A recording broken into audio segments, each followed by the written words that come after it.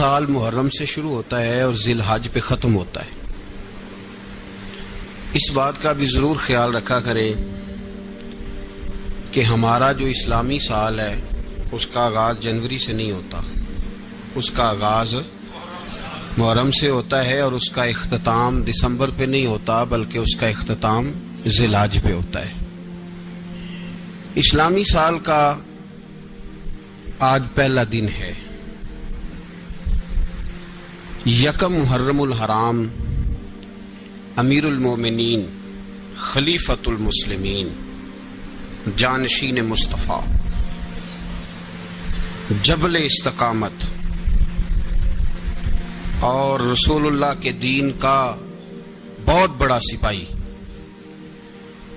حضرت عمر فاروق رضی اللہ تعالی عنہ، جناب عمر کا نام صرف کام نہیں، حضرت عمر کا نام انقلاب برپا کر دیتا ہے۔ حضرت عمر کا نام کفر کے ایوانوں میں جبر، ظلم، شرک کی وادیوں میں جب حضرت عمر کا نام بھی لیا جائے تو بے ایمان کانپنا شروع ہو جاتے۔ حضرت عمر فاروق رضی اللہ تعالی عنہ، حضرت عمر معمولی شخص نہیں، معمولی آدمی نہیں۔ کچھ لوگ صدیوں کے بعد پیدا ہوتے ہیں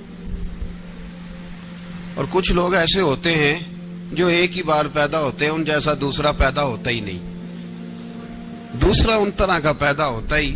حضرت عمر رضی اللہ تعالیٰ عنہ جیسی شخصیات پیدا ہی نہیں ہوتی دوبارہ۔ سارے صحابہ در رسالت مآب پہ خود آئے۔ یہ وہ عظیم شخص ہے جسے اللہ کے محبوب نے اللہ سے مانگ کے لیا، کہا اے اللہ یہ مجھے دے دے، اللہ سے مانگ کے لیا ہے۔ اس لیے صوفیاء کہتے ہیں کچھ مرید ہوتے ہیں کچھ مراد ہوتے ہیں، کچھ مرید ہوتے ہیں کچھ مراد ہوتے ہیں۔ مرید وہ ہوتا ہے جو چل کے آتا ہے، آ کے مرید ہوتا ہے۔ مراد وہ ہوتا ہے جسے کہا جاتا ہے کہ یہ کبھی میرا بن جائے نا، یہ کبھی آ جائے نا، میرا بن جائے، اس کو مراد کہتے ہیں۔ حضرت عمر مصطفیٰ کریم کی مراد ہیں، حضور کی مراد ہے۔ اللہم اعز الاسلام بے اسلام عمر ابن خطاب، اے اللہ اسلام کو عزت دے دے، میرے عمر کو کلمہ پڑھنے کی توفیق عطا فرما دے۔ اور کیسے دعا مانگی؟ اور یار حضرت عمر کی تو اس فضیلت کا کوئی جواب نہیں دے سکتا۔ میرے رسول پاک علیہ السلام سب کے لیے ہی دعا مانگتے ہیں نا، حضور کی دعا عام ہے، لیکن مصطفیٰ کریم نے کعبے کا غلاف تھام لیا اور غلاف کعبہ کو حضور نے سینے سے لپٹایا اور سینے سے چمٹا کے کہا اے اللہ میں نے تو کبھی سوال ہی زیادہ نہیں کیے، میں کرنے آیا ہوں، مجھے عمر دے دے، عمر دے دے۔ حضور نے مانگ کے لیا۔ اور پھر جب جس کو حضور مانگے اللہ سے کہ حضرت عمر رضی اللہ تعالیٰ عنہ کا آج یوم شہادت ہے، میرا تو دل کرتا تھا کہ فجر سے باتیں شروع ہوں اور سارا دن ہی عمر کی باتیں ہوتی رہیں، سارا دن جناب عمر کی باتیں، سارا دن، اس لیے کہ ذکر جناب عمر کا ہوگا پر راضی اللہ کے رسول ہوں گے صلی اللہ، تو جاگ کے بیٹھے، خوش ہو کے بیٹھے۔ ہمارے ہاں منایا ہی نہیں جاتا، بابے اللہ کیتا ساؤن بھادروں اسو کتا تے منڈے جنوری فروری، تو اسلامی سال بھی گیا اور وہ تاریخیں بھی ساری گئیں۔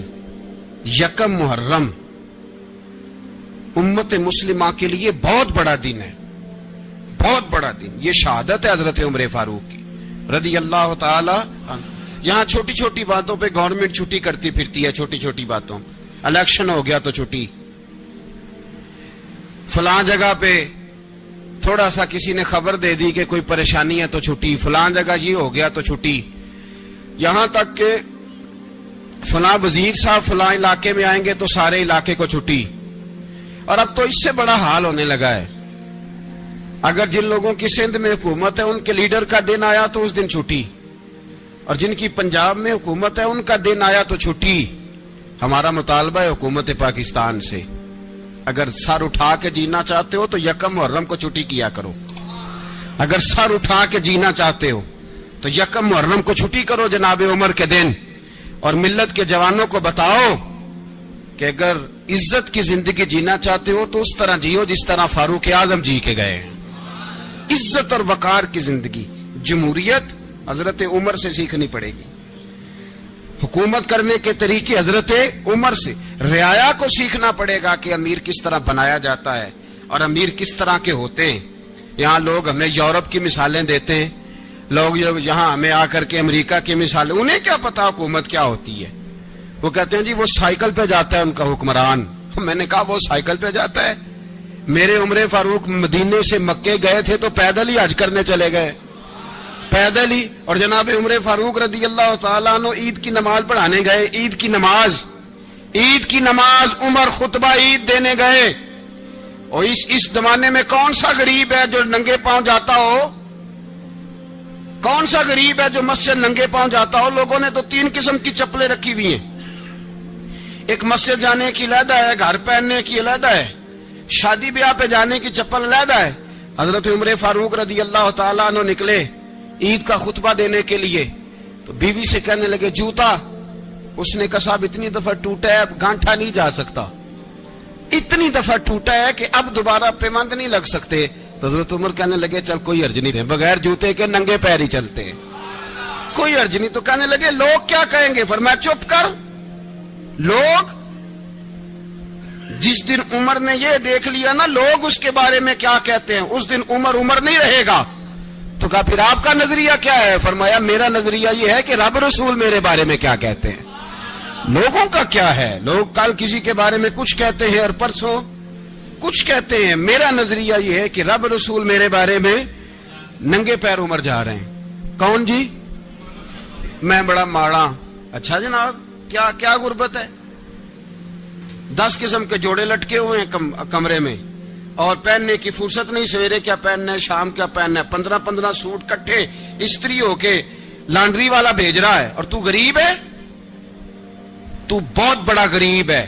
اس لیے کہ غربت پیسوں کی وجہ سے نہیں ہوتی، غربت تو دل کی ہوتی ہے۔ تو واقعی بڑا غریب ہے اور تو غریب ہی رہے گا۔ امیر تو عمر فاروق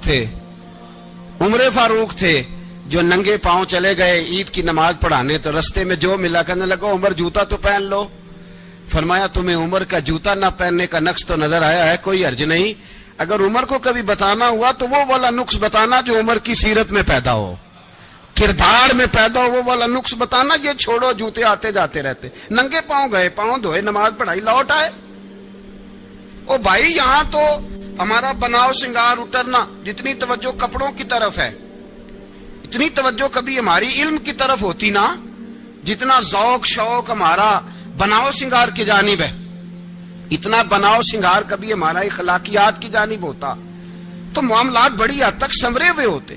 حضرت سیدنا فاروق اعظم رضی اللہ تعالی اپنی زندگی کو ترتیب دیا، ایک دن بھی خلافت نہیں مانگی اللہ سے۔ حضرت عوف بن مالک اشجعی ایک صحابی ہیں، حضرت عوف بن مالک رضی اللہ تعالیٰ عنہ فرماتے ہیں کہ جناب ابو بکر صدیق کا زمانہ تھا تو میں نے خواب دیکھا، میں نے خواب میں جناب عمر کو دیکھا، اور میں نے دیکھا کہ کوئی کہنے والا کہہ رہا ہے کہ عمر وہ ہے کہ اللہ کے رستے میں کوئی اسے جتنا مرضی برا بھلا کہے یہ پرواہ نہیں کرتا۔ کس کے رستے میں؟ بولے سارے۔ اس کا مطلب ہے اللہ کے رستے میں لوگ برا بھلا بھی، قرآن مجید نے کہا وَلَا يَخَافُونَ لَوْمَةَ لَائِمٍ، کچھ لوگ ایسے ہیں جو برا بھلا کہنے والوں کی پرواہ نہیں کرتے۔ آپ یقین کریں اگر پرواہ شروع ہو جائے نا تو دین کا کام ختم ہو جائے، نہ کوئی تقریر کرے، نہ کوئی تدریس کرے، نہ کوئی پیری مریدی کرے، ختم ہو جائے اگر باتوں کی پرواہ ہو۔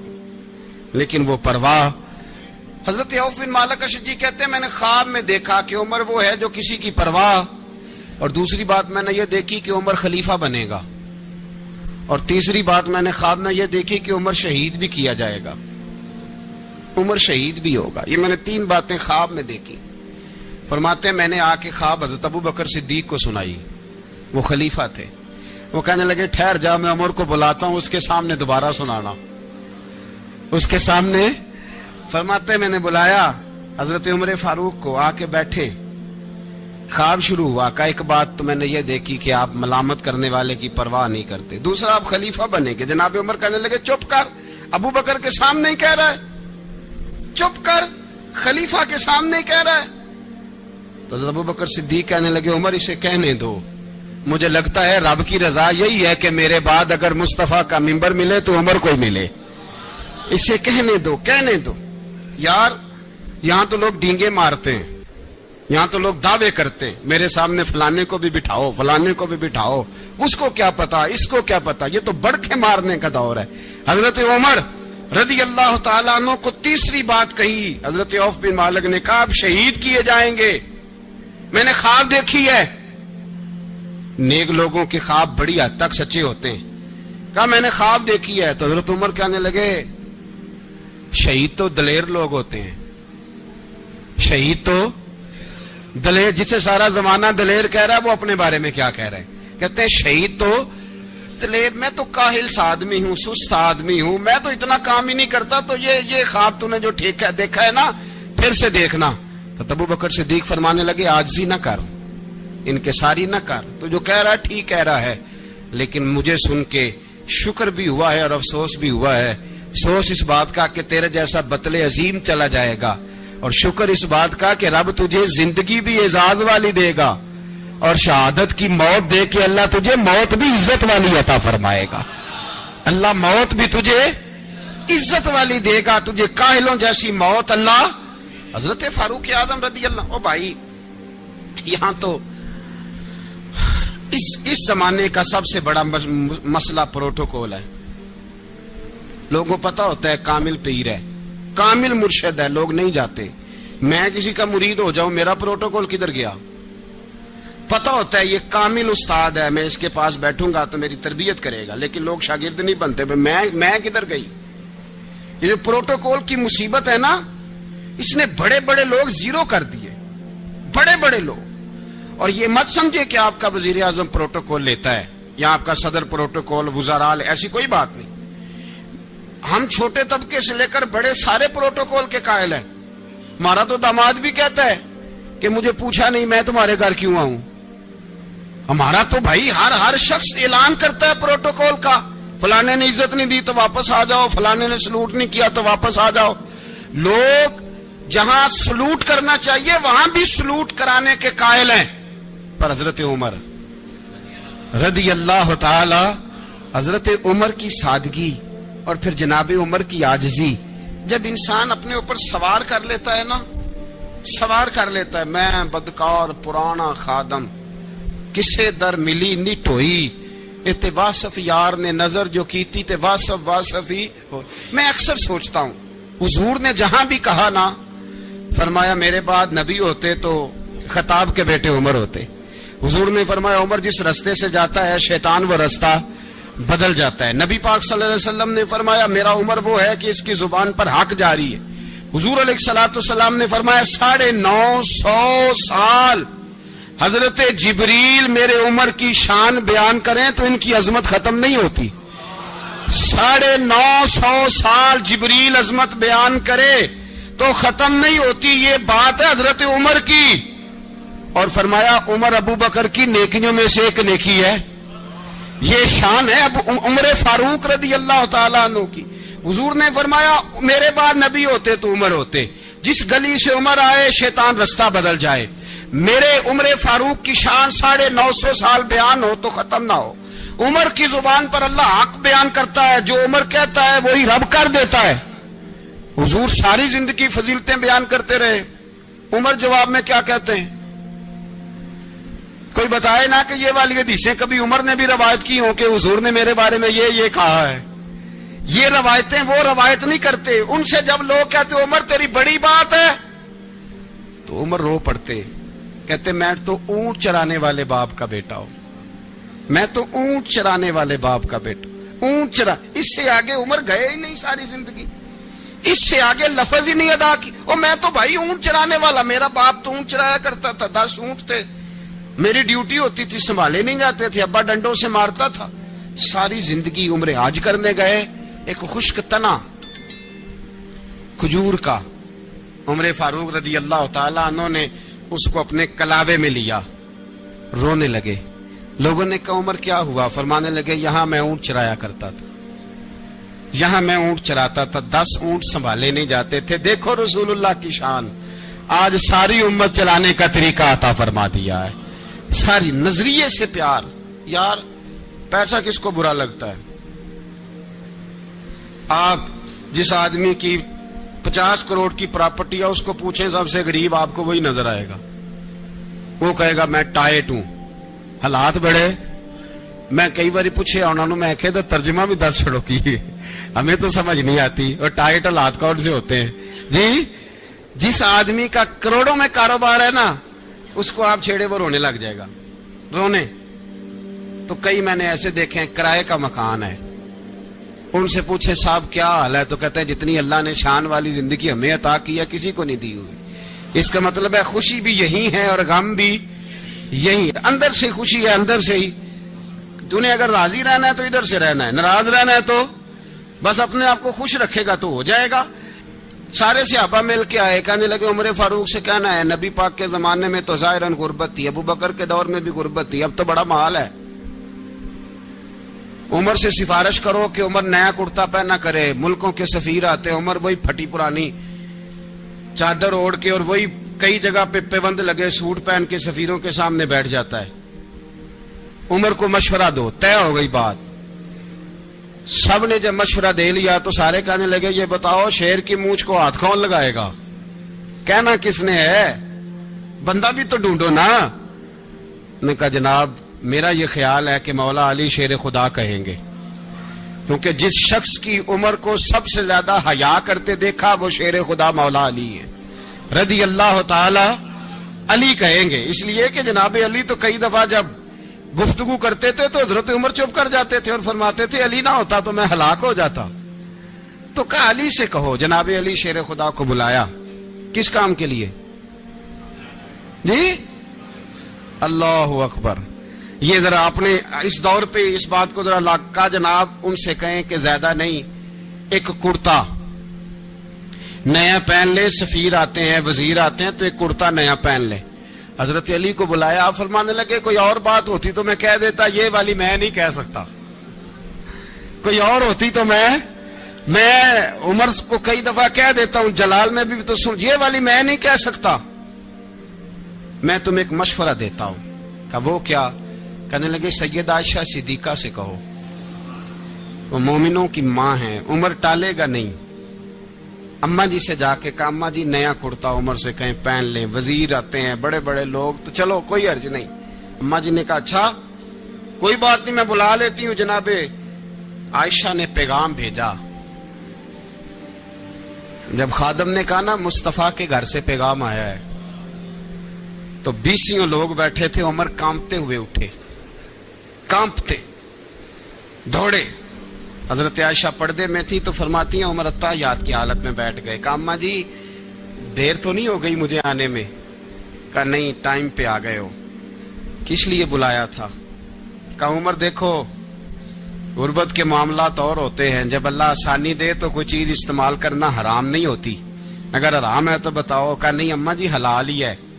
تو فرمایا پھر اتنے سفیر آتے ہیں، مشیر آتے ہیں، اب تو مال غنیمت بڑا آتا ہے، ڈھیر لگ جاتے ہیں مسجد میں، تو چل ایک نیا کرتا تم بھی پہن لیا کرو، اور آپ نیا کرتا پہنو گے تو دھاک بیٹھے گی غیروں پر۔ تو صحابہ کا مشورہ ہے کہ آپ نیا لباس پہنے۔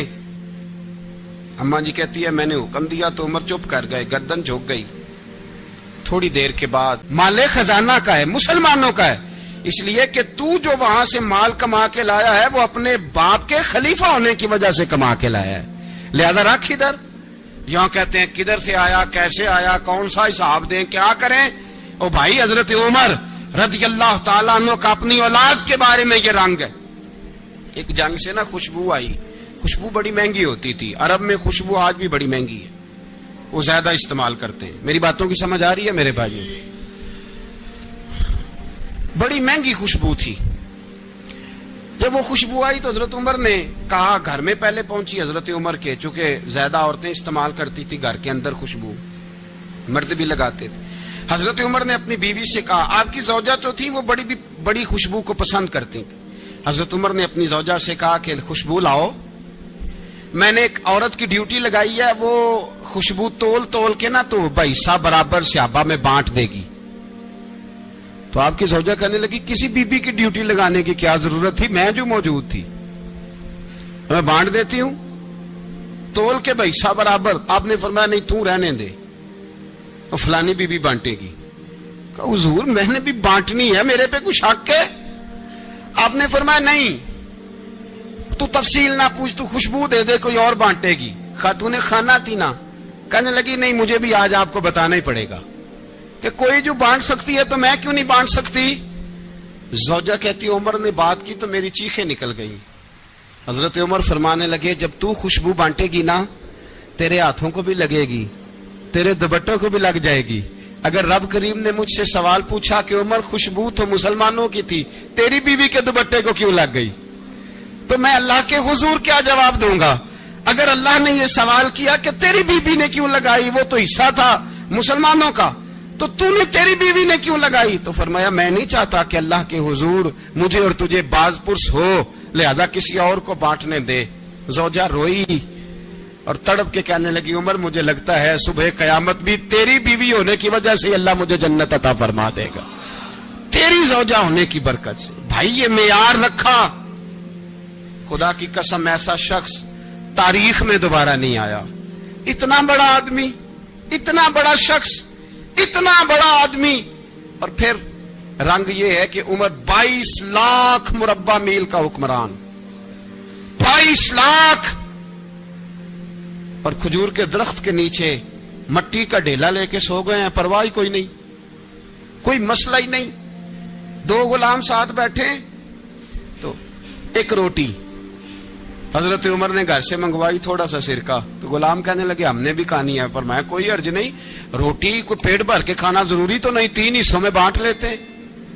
ایک آدمی آیا ہوا تھا مصر کا رہنے والا ملنے کے لیے، اس نے پوچھا عمر کدھر ہے، تو کہا وہ ادھر جاؤ مسجد میں بیٹھے ہوں گے. اور واپس آیا تو کہنے لگا وہاں تو 3 غلام بیٹھے ہیں، ایک روٹی بانٹ کے کھا رہے ہیں، لگتا ہے کئی دنوں سے روٹی نہیں ملی.